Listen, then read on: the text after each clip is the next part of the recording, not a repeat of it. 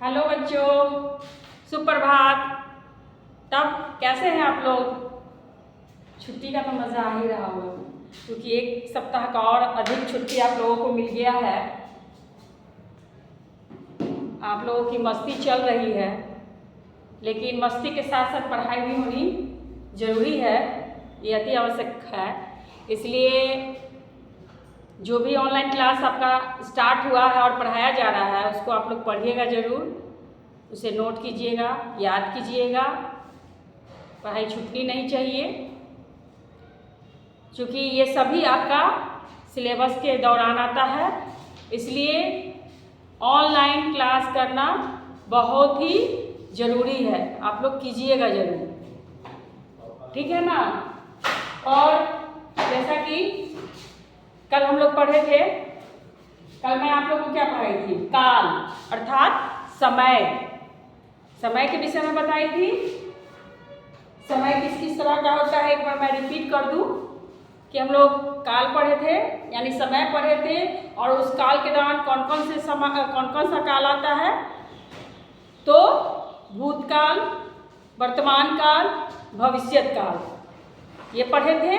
और इस दौरान जाने थे कि वर्तमान काल किसे कहते हैं, भूतकाल किसे कहते हैं, और भविष्यत काल किसे कहते हैं, ठीक है। इसके बारे में मुझे लगता है कि आप लोगों का डाउट पूरा क्लियर होगा, कहीं से कोई समस्या नहीं होगी। और यदि होगी भी तो फिर जब ऑफलाइन क्लास होगी उसमें थोड़ा सा उसको हम लोग क्लियर कर देंगे, और आप भी क्लियर हो जाइएगा, मैं आपको बता दूंगी, ताकि आपका जो भी प्रॉब्लम हो, जो भी समस्या हो, उसका समाधान हो जाए। दूसरी बात कि कल मैं आप लोग से बोली थी कि आप लोग होमवर्क करेंगे और होमवर्क कर कर ऐप पर डालेंगे, ताकि हम लोग होमवर्क चेक कर लें। जो भी टीचर, जो भी शिक्षक आपको पढ़ा रहे हैं, शिक्षिका पढ़ा रही है, तो वो होमवर्क आपका चेक कर लें, ताकि पता चले कि आप कितना % कितना अच्छा से बनाए हैं और उस होमवर्क को किए हैं। यदि कर लिए होंगे तो बहुत अच्छा, वेरी गुड। यदि नहीं किए हैं तो मैं चाहूँगी कि आप लोग वीडियो देख करके उस होमवर्क को कर लें और ऐप पर उसे भेज दें, ठीक है ना। और इसी के साथ फिर आज की क्लास शुरू होती है। आज हम लोग पढ़ेंगे फिर नया पाठ, नया चैप्टर, जिसका नाम है कारक। क्या नाम है? कारक। ये पढ़ेंगे कारक। अब कारक के बारे में जानेंगे कि कारक किसे कहते हैं, ठीक है। तो कारक किसे कहते हैं वो जानेंगे। तो कारक के बारे में दिया हुआ है, संज्ञा एवं सर्वनाम के जिस रूप से, ठीक है ना, उसका संबंध वाक्य के अन्य शब्दों से जाना जाता है, उसे कारक कहते हैं। कारक किसे कहते हैं? फिर एक बार मैं रिपीट करती हूँ, संज्ञा एवं सर्वनाम के जिस रूप से उसका संबंध वाक्य के अन्य शब्दों के साथ जाना जाता है, उसे कारक कहते हैं, ठीक है। और कारक के भेद, कारक के भेद ये है। कारक के भेद यानी कारक के कितने भेद होते हैं? कारक के 8 भेद होते हैं, ठीक है। कारक के कितने भेद होते हैं? 8 भेद। उनका नाम भी होता है, हाँ। अब भेद है तो नाम तो होगा ही, क्या। तो कारक के 8 भेद होते हैं, जिनका नाम है कर्ता, कर्ण, करण, संप्रदान, अपदान, संबंध, अधिकरण और संबोधन, ठीक है। तो ये तो जान गए कि कारक के कौन कौन से नाम होते हैं। 8 नामों को हम लोग जाने हैं, लेकिन 8 नाम को तो जान गए, लेकिन नाम के साथ साथ आखिर कैसे किसी वाक्य को जोड़ा जाता है, किससे उसका कौन सा संबंध है, किस तरह का कार्य किया जाता है, इसके बारे में अभी फिर हम लोग समझेंगे। तो ये तो आपका था, क्या था? ये था जो कारक का नाम, ये जो भी है, कर्ता, कर्म, करण, संप्रदान, अपदान, संबंध, अधिकरण, संबोधन, ये सब क्या है? आपका कारक का नाम है। और उसी के साथ आप देखिएगा, यहाँ पे मैं लिखी हूँ कर्ता ने है। क्या है? कर्ता ने है, यानी ये क्या है? कर्ता का ये कर्ता का क्या है? विभक्ति चिन्ह है। अगर उसको और क्लियर करूं तो ये समझिए, ये है अर्थ। कर्ता मतलब क्या होता है? जो कार्य कर रहा है, जो काम करता है, उसको हम लोग क्या कहते हैं? कर्ता कहते हैं। ठीक है, यानी कार्य करने वाला। जैसे कोई भी व्यक्ति कोई काम कर रहा है, जैसे मैं पढ़ाने का काम कर रही हूँ, तो मैं क्या काम कर रही हूँ? कोई काम कर रही हूँ, तो मैं क्या हूँ? मैं कर्ता। ठीक है, तो देखिए यहाँ पे अगर उदाहरण, ये मैं कुछ उदाहरण भी दे रखी हूँ, वो भी देखिए। जैसे ये हो गया कर्ता का कारक का नाम, ये हो गया विभक्ति चिन्ह, और ये हो गया कर्ता का अर्थ। ठीक है, जैसे कार्य करने वाला, कर्ता का क्या अर्थ होता है? कार्य करने वाला। ठीक है, अगर उसका उदाहरण देखिए, उदाहरण में इसलिए लिख दी हूँ ताकि आपको समझने में असुविधा ना हो। ठीक है, तो मोहन ने पत्र लिखा, मोहन ने पत्र लिखा, तो कर्ता, कर्ता कौन है इसमें? कर्ता इसमें कौन है? मोहन। कौन है? कर्ता कौन है? मोहन। काम कौन कर रहा है? मोहन। और मोहन कौन सा काम कर रहा है? पत्र लिखने का। ठीक है, लेकिन अब देखिए उसका विभक्ति चिन्ह हम यहाँ भी आपको बताए थे। कर्ता का विभक्ति चिन्ह क्या है? ने।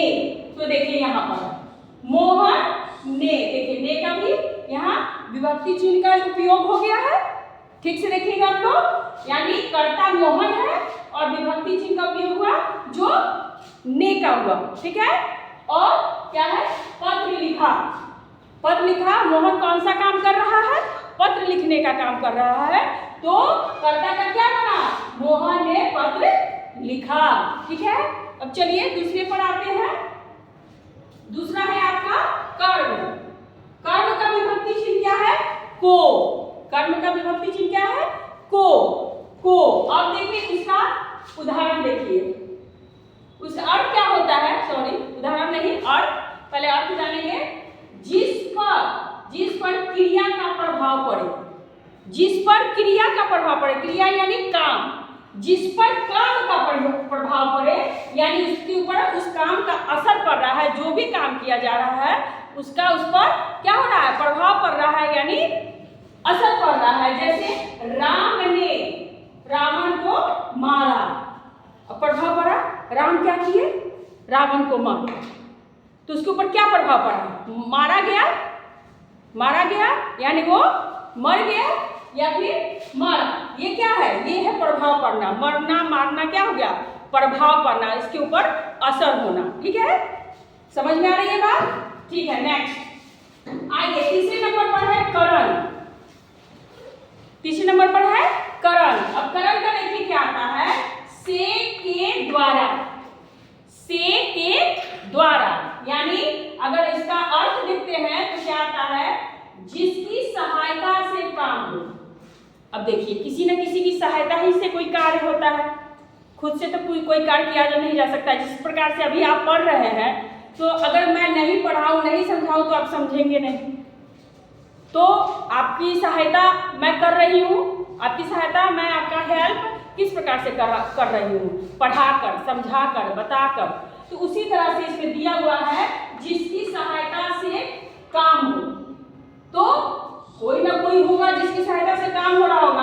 अब देखिए यहाँ करण का है से के द्वारा। से यानी से क्या है? विभक्ति चिन्ह है किसका?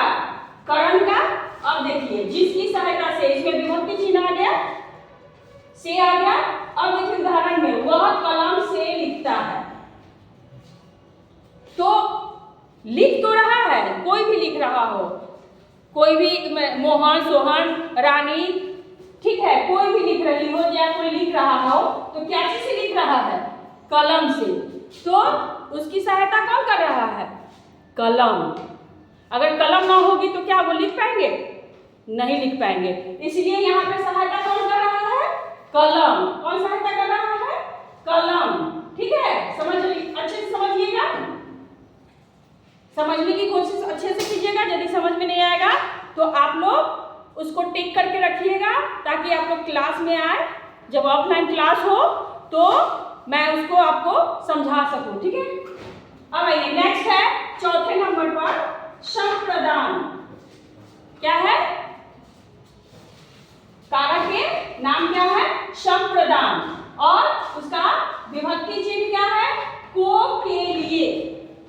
यानी विभक्ति चिन्ह भी इसके भी दो होते हैं, एक को और दूसरा के लिए। के लिए एक साथ यूज में होता है, ठीक है ना, ये अलग अलग है। जिस प्रकार के द्वारा एक साथ यूज होता है उसी तरह के लिए भी एक साथ यूज होता है, ठीक है।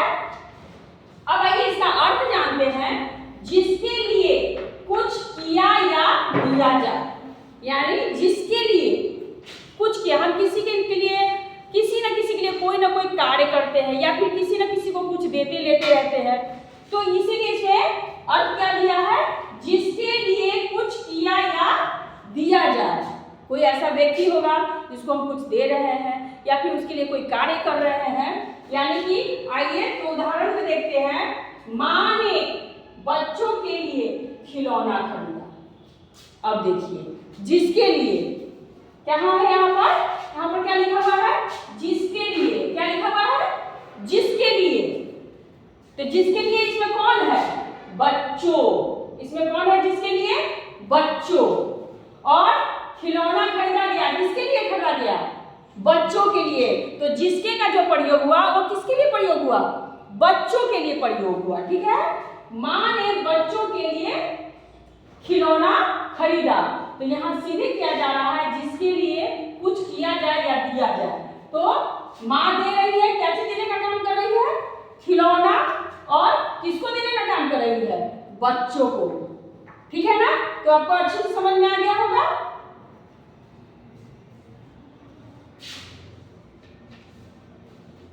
अब आइए नेक्स्ट है आपका अपादान। अपादान का विभक्ति चिन्ह होता है से। अपादान का विभक्ति चिन्ह क्या होता है, से। अब देखिए से का अर्थ है यहाँ पर अलगाव प्रकट करना। अलगाव मतलब होता है अलग। जिस बात से, जिस वाक्य से हमें समझ में आ रहा हो कि कुछ अलग हो रहा है, एक दूसरे से जुदा हो रहा है, उसी को अलगाव कहा जाता है।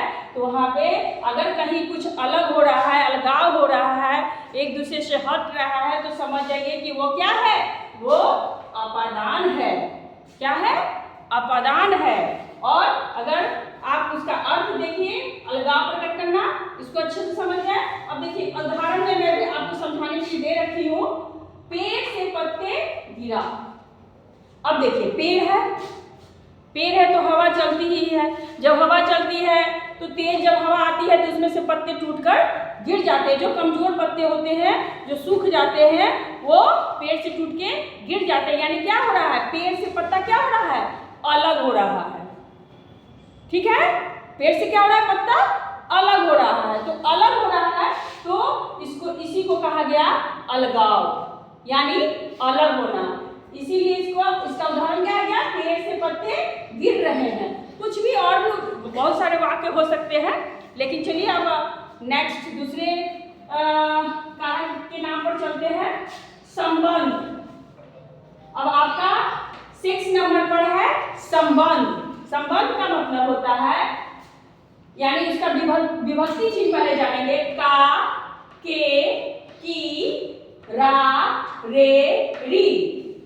किसी भी वाक्य में अगर का, के, की, रा, रे, री यूज हो गया तो समझिए कि वो क्या है, संबंध है। संबंध मतलब क्या होता है, जुड़ाव, जुड़ना। संबंध का क्या मतलब होता है, जुड़ाव, यानी जुड़ना, ठीक है। यानी संबंध बताना, कोई भी कार्य कर रहे हैं उसका आपस में संबंध बताना। तो अब देखिए उदाहरण में जानते हैं। यह मोहन का किताब है। अब देखिए यह मोहन का किताब है, ये किताब है, इसके बारे में बताया, लेकिन ये किसका है, मोहन का है। तो संबंध जुड़ रहा है कि ये मोहन है, और इसका संबंध किसके साथ जोड़ा जा रहा है, इसका संबंध किताब के साथ जोड़ा जा रहा है कि ये किताब जो है मोहन का है। जो मेरा चीज है, मेरे बारे में बताया गया कि ये मेरा है, ठीक है। तो इसे कहते हैं संबंध। अब आइए अधिकरण। 7वें नंबर पर आपका है अधिकरण, ठीक है। तो इसमें इसका विभक्ति चिन्ह क्या है, में और पर। में और पर। अधिकरण का विभक्ति चिन्ह क्या है, में और पर। क्रिया, इसमें अगर इसका अर्थ समझे तो अर्थ है क्रिया का स्थान। यानी क्रिया क्या? काम। काम को कौन सा स्थान दिया गया, किस स्थान पर रखा गया, उसके बारे में जानना है। उदाहरण में देखिए, मेज पर पुस्तक रखी है।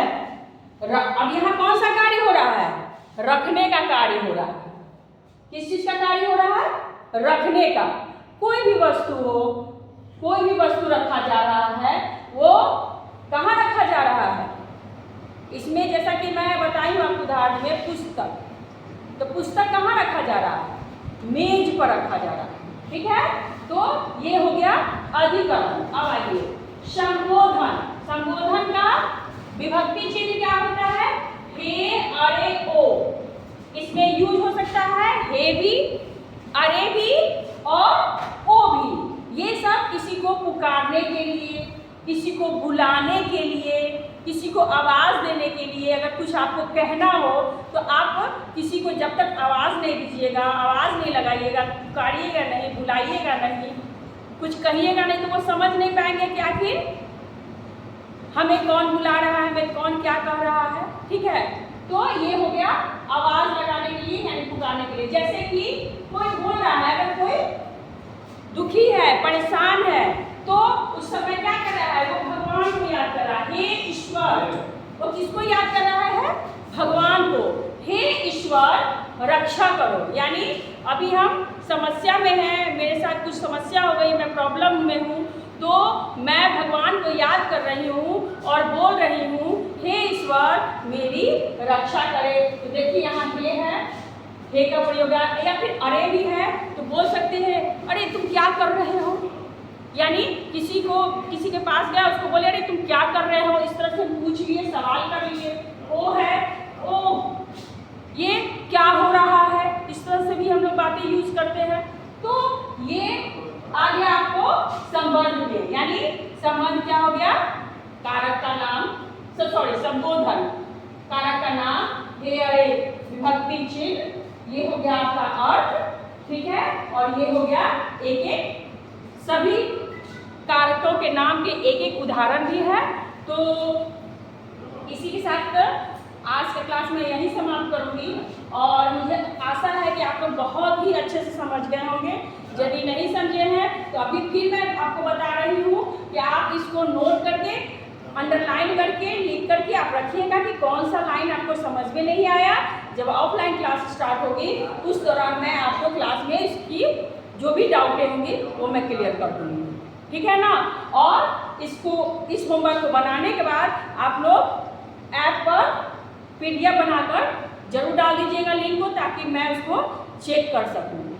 ठीक है, और इसी के साथ मैं अपने क्लास को अपने जो ऑनलाइन क्लासेस चल रही है उसको यहीं पे समाप्त कर रही हूँ, यहीं पे विराम दे रही हूँ। इसी के साथ फिर हम लोग नेक्स्ट क्लास में यानी अगले दिन जो क्लास होगी उसमें मिलेंगे।